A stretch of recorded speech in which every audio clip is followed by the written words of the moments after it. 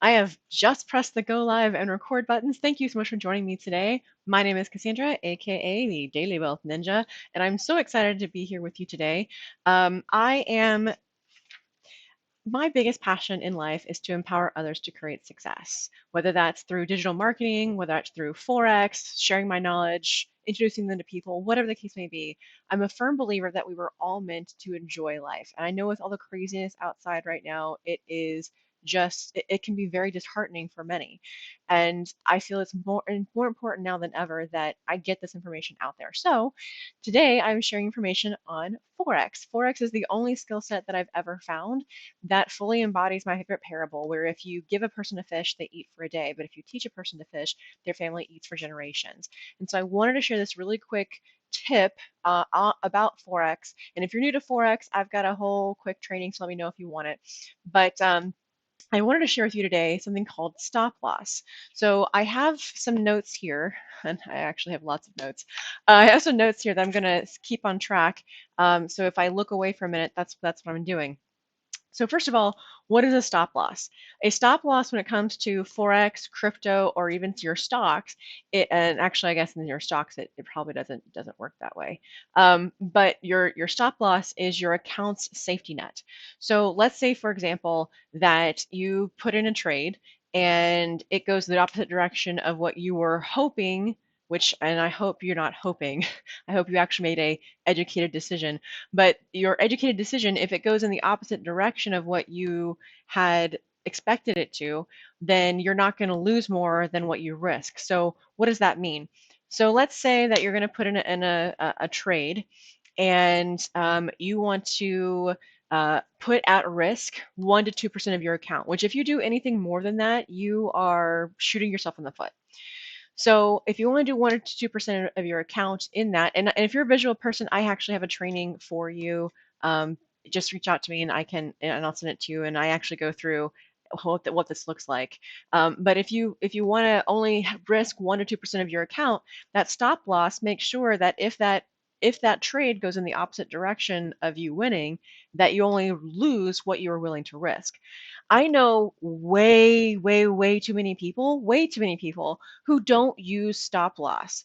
And unless you're an expert, and even then I wouldn't suggest it, the reason for that is because the markets are nuts. Sure, a lot of what you'll learn as a technical trader, which is just reading the charts, allows you to be able to really fine tune and pinpoint where it's going to take off.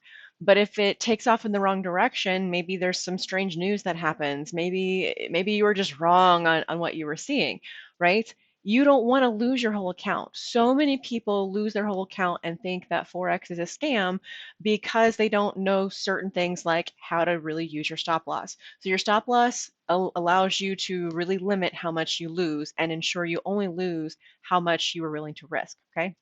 So it provides the ability to control what you lose. It's your safety net, and it also determines how much you earn in the same trade as someone else.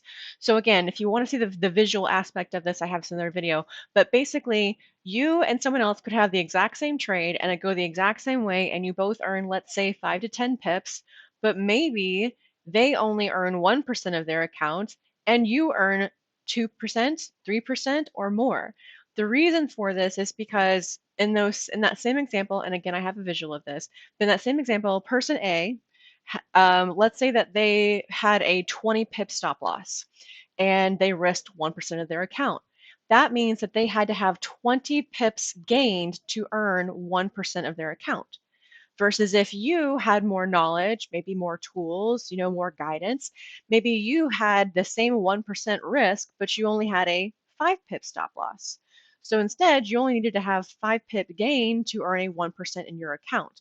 So that same one, right? The same trade, you with your 5 pip stop loss and your 1% risk, and then with their 20 pip stop loss and 1% risk, let's say that it went 20 pips. So person A earned their 1%, but you earned 4% because you had 1% in a 5 pip stop loss risk. So that's how you can actually determine how much more you earn versus somebody else with the exact same trade. Awesome, right? I just think that's amazing. So we talked about, okay, cool. So now, last but not least, how do you use it to earn more? Well, again, you watch that visual, you get better at this skill set. You use the different tools and trainings and things like that to be more effective. And if you don't have that, please reach out. I'm doing what I can to share my knowledge, but if you really want to break down your learning curve, I have something that will help you do that. Just let me know. All right, so one last thing before I get off, and this is super important. This is something else that other people don't realize. The markets can move very, very quickly. And this can be a problem even if you have a stop loss because sometimes it moves so fast, it goes right through it and your account doesn't recognize that it's passed through. That can be scary, yes, but the way to fix that is to also provide an alert from TradingView or whatever platform you're using to let you know that, hey, this particular pair has gone past its stop loss. So then you can get on and turn it off, quickly to make sure that you don't lose any more. So yes, it does happen, but as long as you're not like not closing your trades before the weekend, because a gap can happen, and a gap is basically a stretch where the cost is different and when markets open up on Sunday. But that means that you avoid the gap, you had your stop loss on, and you had alerts to make sure that you didn't lose any more than you're expecting. Again, it happens, but it's not often. It just depends on how many different factors. So if you like what you saw today, please share some love. Ensure that you hit the thumbs up on this post, spread it around the people that you think would like it. And if you are interested in learning more, be sure to check out my page. It's tagged somewhere above below this video.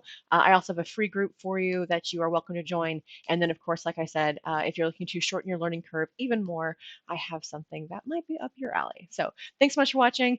My name is Cassandra, aka the Daily Wealth Ninja. Hope you have a wonderful and prosperous rest of your day, and I will see you in the next one. Oh, and if you haven't told, I should have said this in the beginning, but if you haven't figured it out, there's this thing that runs up here that basically says, I am not a licensed professional uh, uh, regarding finances. Please take everything I say with a grain of salt. I am simply sharing with you what I've learned, what I've seen and experienced, and what my successful friends in Forex and crypto have done and are sharing as well. So, this is for educational and instructional purposes only. It should not be considered trade recommendations or investment advice. Again, I'm just sharing with you what I know because I want you to win. So thanks again. Have a great day, and I'll see you in the next one.